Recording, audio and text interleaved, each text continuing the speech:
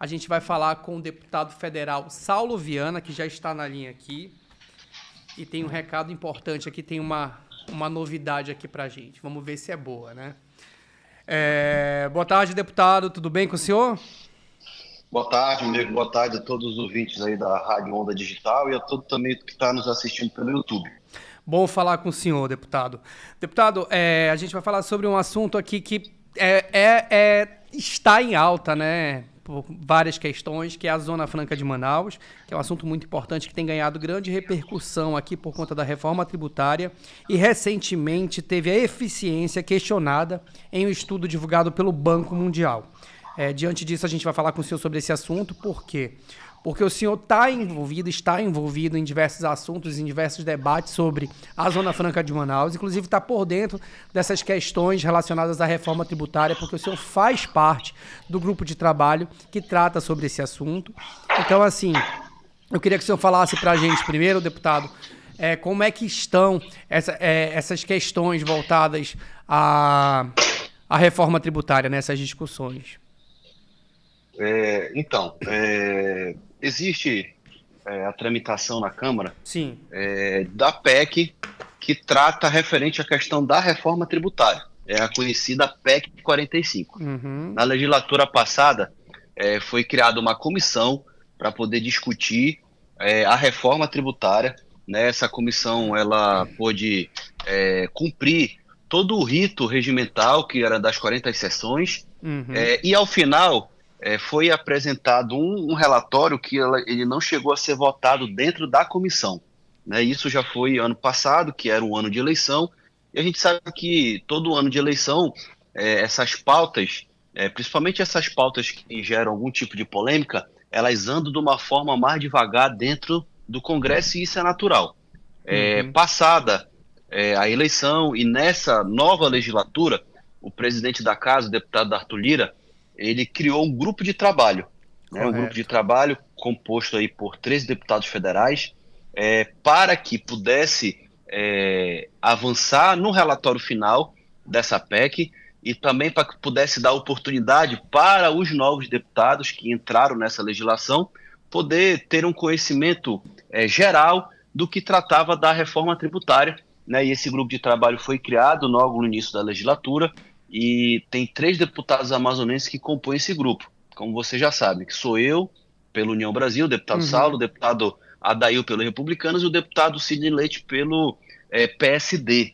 Né? E a gente tem se debruçado sobre essas discussões da reforma tributária, e agora, nesse mês de maio, a gente vem chegando aí próximo do prazo final, que é o prazo inicial, na verdade, de 90 dias, que foi dado pelo presidente na formação do grupo de trabalho, para que a gente possa fechar o relatório final da reforma tributária e entregar na mão do presidente, para que o presidente possa pautar e a gente possa votar essa reforma tributária.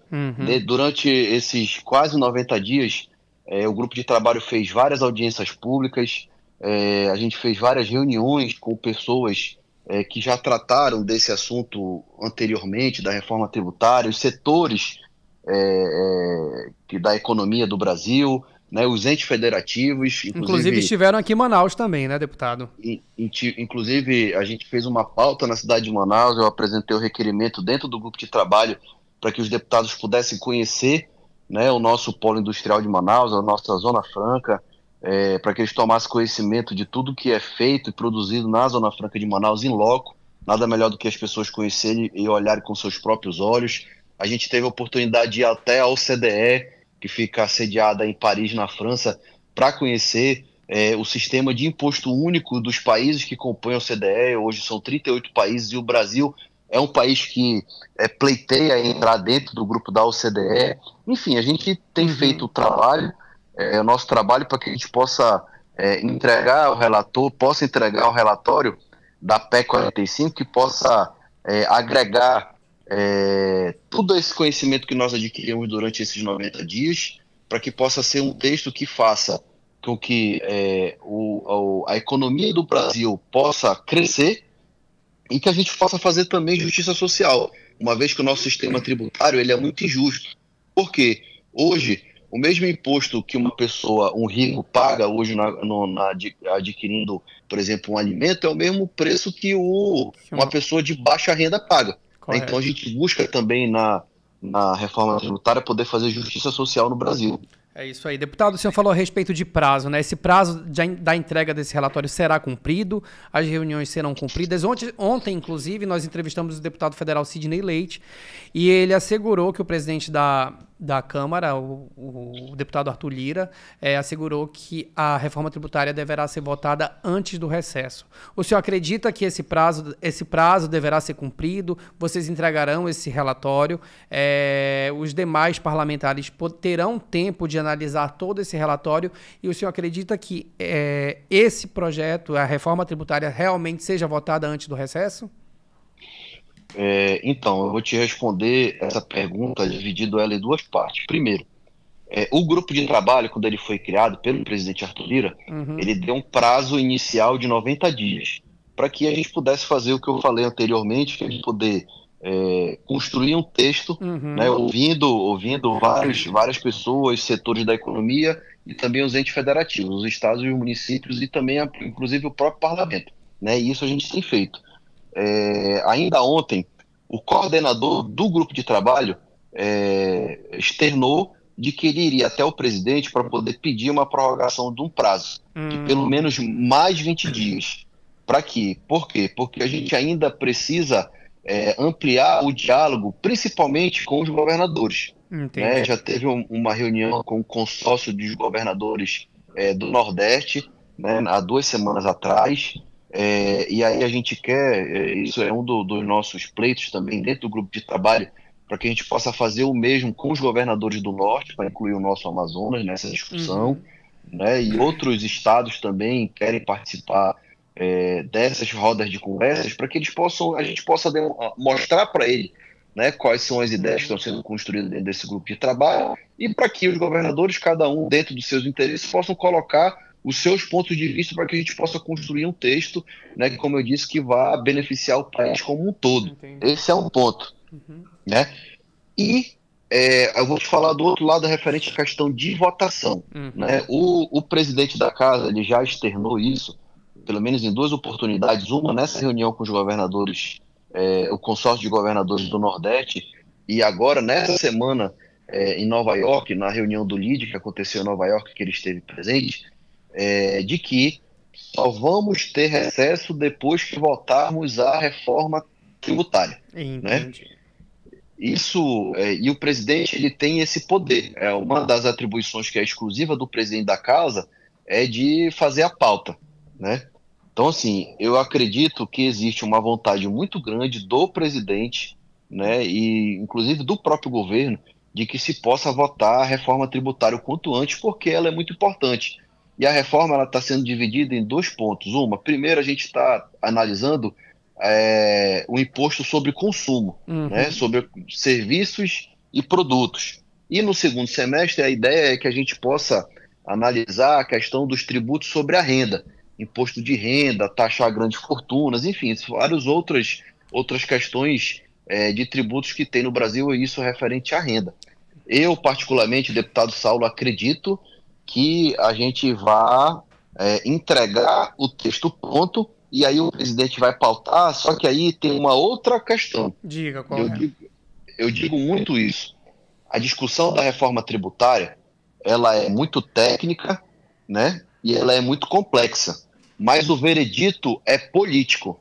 Quem vai aprovar, no primeiro momento, são os deputados federais e depois são os senadores.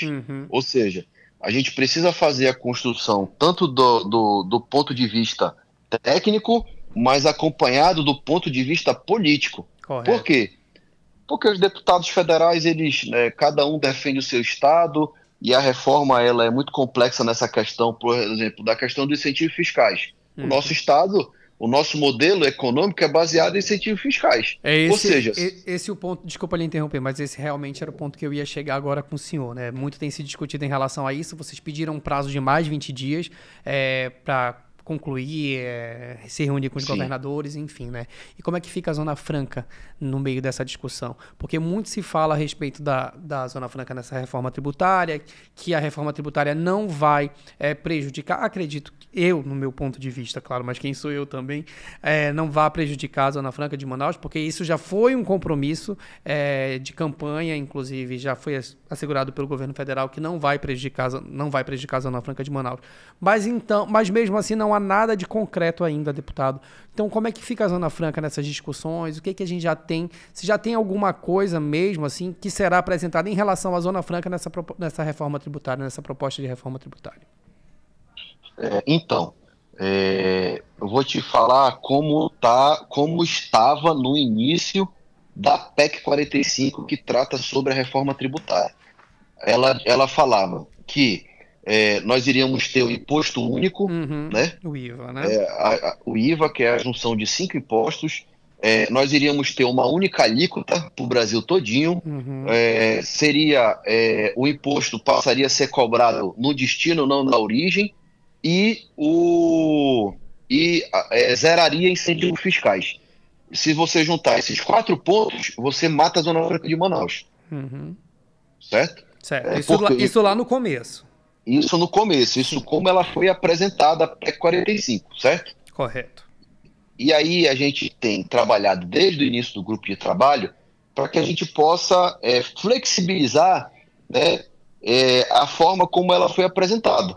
E essa flexibilização, principalmente para que a gente possa botar dentro do texto da reforma a nossa Zona Franca de Manaus, para que a gente possa manter as nossas vantagens comparativas, para que as indústrias hoje instaladas em Manaus elas tenham condições de permanecer e assim a gente possa manter principalmente os nossos empregos e a preservação do nosso meio ambiente. A gente sabe porque a nossa Zona Franca de Manaus é uma das contrapartidas que ela dá, não apenas para a Amazônia, mas para o Brasil, é a preservação da nossa floresta. E a gente tem trabalhado isso, a gente tem avançado muito nisso. Hoje a gente já tem o compromisso do governo federal de que essa inclusão da Zona Franca virá do governo, não virá do relator, né? Isso fortalece, por quê? Porque o governo é o maior interessado na reforma e o governo deve ter, né, é obrigação do governo ter votos para defender o texto que será apresentado.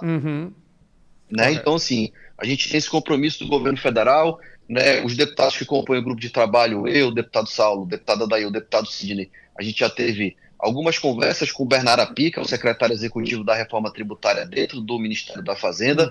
A gente já teve conversa, inclusive, com o secretário da Fazenda do Estado, do Amazonas, o Alex Deugir, que também tem participado dessas reuniões. Né? O governo federal já enviou para o Amazonas técnicos da Receita Federal para poder conversar com o governo do Estado, mecanismo e formas de poder criar um texto, né, enviar para o relator um texto que vá manter a nossa Zona Franca de Manaus. Esse é o nosso papel, essa é a nossa obrigação, é o que a gente trabalha todos os dias, a gente tem avançado muito nisso, né, já foi nos apresentado uma sugestão de texto, em alguns pontos nós concordamos, em outros pontos nós discordamos, e nós estamos diariamente trabalhando isso para que a gente possa, ao final, né, quando for apresentado o texto final do relator, a Zona Franca de Manaus possa ser mantida, né, as vantagens comparativas com os outros estados possam ser mantidas para que a gente possa manter a nossa indústria e os nossos empregos. Mas tem um ponto que é muito importante, e aí eu quero frisar aqui. Qual é? A gente fala da Zona Franca de Manaus no hoje, só que a nossa obrigação também é de poder enxergar o amanhã, né, que a gente possa, porque assim, hoje, os produtos que são produzidos na Zona Franca de Manaus, hoje, daqui a 10 anos, esses produtos, com toda certeza, estarão obsoletos. Né? Virão novas tecnologias, virão novos tipos de produto, e a gente tem trabalhado nesse ponto também, para que a gente possa enxergar o amanhã, e para que a gente possa deixar dentro do texto também novos tipos de produtos, novos tipos de negócio, novas matrizes econômicas que vão dar a garantia não apenas para o hoje, mas principalmente para o amanhã, para que a gente possa desenvolver outras matrizes econômicas no estado do Amazonas e fazer com que a gente possa progredir. Né? Eu defendo a Zona Franca, eu digo que a gente não precisa, para ter outras matrizes econômicas, abrir mão da Zona Franca, e esse é o trabalho que a gente tem olhando hoje, mas também olhando ao amanhã. Com certeza. Deputado, uma última perguntinha aqui para o senhor e depois eu quero mudar de assunto aqui com o senhor, mas é uma última perguntinha. Então agora, com 20 dias a mais, esse texto deve ser apresentado quando? Pois é, vamos lá.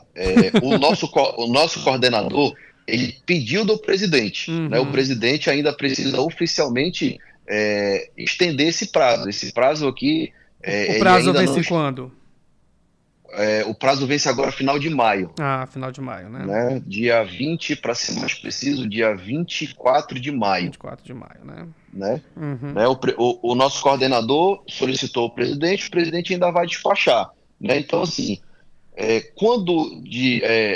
falando do recesso parlamentar, que é quando o prazo que o presidente deu, que só vai ter recesso para a gente votar a reforma tributária. O recesso parlamentar, normalmente, ele acontece no meio do mês de julho, né? Ou seja, se a gente conseguir apresentar o texto final da reforma até o meio do mês de junho, no mês 6, a gente ainda vai ter muito tempo para poder fazer a construção política para que a gente tenha um ambiente favorável para o presidente pautar e a gente poder aprovar, né, dentro da Câmara ainda, que é o primeiro passo, a reforma, a PEC da reforma, né? Isso aí. Então a gente tem esse prazo aí até botar aí. Nós temos o mês de julho, mês 7, para que a gente possa finalizar o trabalho do grupo de trabalho, entregar para o presidente o texto, o governo construir a maioria para poder aprovar a PEC, que são 308 votos de deputados federais, e o presidente pautar e a gente aprovar. E aí depois o texto segue para o Senado, que é outra casa, e é outra discussão, outra caminhada. Outra caminhada. Deputado, a gente tá estourando o tempo aqui, mas antes da gente ir para o comercial e encerrar a entrevista com o senhor, 100 dias de mandato, né? Primeiro mandato como deputado federal. Eu queria muito trabalho pelo visto, inclusive a gente está do lado de vocês, aí do lado do senhor e dos demais deputados e senadores que estão aqui na defesa do Amazonas, na Zona Franca de Manaus. Então eu queria que o senhor realmente fizesse um balanço para a gente aqui. Como é que foi esses 100 primeiros dias de mandato aí? Quais foram os desafios que o senhor já encontrou aí pela frente, mas que está superando e está caminhando aí? O senhor qual o balanço que o senhor faz aí desses primeiros 100 dias? Esses 100 dias foram de muito aprendizado, né, aqui em Brasília, né? A Câmara é muito dinâmica, é muito complexa, aqui a Câmara ela é um organismo vivo, né? Ela é muito intensa, o trabalho é muito dinâmico, totalmente diferente da experiência que eu tive na nossa Assembleia, né? Mas a gente tem aprendido muito e eu tenho me esforçado bastante para que a gente possa participar das pautas que são interesses do Estado do Amazonas, mas também das pautas que são as pautas ditas pautas nacionais. Né? E a reforma tributária, ela é uma pauta nacional, com toda certeza, a reforma tributária ela é a reforma mais importante do país. E a gente tem trabalhado muito para poder entregar aí uma reforma, como eu disse, que ajude a economia do país, mas acima de tudo que também a gente possa fazer, né, justiça social no nosso país. Né? A gente tem... Eu tive aí, ao longo desses 100 dias aí, levantamentos aí feitos pela minha equipe, 370 proposituras, entre projetos de leis, criações de frentes parlamentares, requerimentos, né, para os diversos ministérios, para o governo e para os municípios. Temos aí 100% de presença na Câmara, nas sessões da Câmara, isso é muito importante, né, as sessões de plenário e de votação, né, que é apenas uma parte do nosso trabalho como deputado, porque a gente tem as comissões, tem os grupos de trabalho, tem as frentes parlamentares, que eu também faço parte, que tem pautas que são importantes para o Estado e para a nação, para o nosso país, né, articulando com os ministérios para que a gente possa levar políticas públicas do governo federal para o Estado do Amazonas. Né, nós também temos as emendas parlamentares que nós estamos trabalhando para que a gente possa ter emendas para também levar recursos para o governo do Estado e para os municípios. Enfim, nós temos trabalhado bastante aí para que a gente possa retribuir toda a confiança que foi dada pelo povo do Estado do Amazonas, e eu tenho me dedicado dia e noite para fazer um mandato que retorne essa confiança toda que foi depositada pelos amazonenses. É isso aí, deputado. Deputado, muito obrigado pela sua participação aqui com a gente, tá bom? Bom final de semana para o senhor. O senhor está convidadíssimo a vir aqui novamente no programa, só que ao vivo agora, não por telefone, sim. Por vídeo, tá bom? E a gente está de portas abertas aí para o senhor, tá bom? Espero sucesso aí nessa caminhada, nessa questão das discussões em torno da Zona Franca de Manaus, da reforma tributária, e conte com a gente. Tá bom? Da mesma forma, muito obrigado pelo espaço, estou sempre à disposição e deixo um abraço aí para você, para o nosso amigo Jefferson Coronel. E eu quero, só para finalizar, aproveitar que nós estamos em véspera do Dia das Mães, deixar um abraço grande para todas as mães do nosso Amazonas, da nossa querida cidade de Manaus. Feliz Dia das Mães. É isso aí. Deputado, muito obrigado. Feliz Dia das Mães aí para sua esposa. Acho que o senhor tem esposa, né? Claro. Feliz Dia das Mães para sua esposa, se eu for pai. Tão jovem também. Feliz Dia das Mães aí para sua mãe também. Muito obrigado pela sua participação aqui com a gente. Abraço. Muito obrigado. Grande abraço. Tchau, tchau.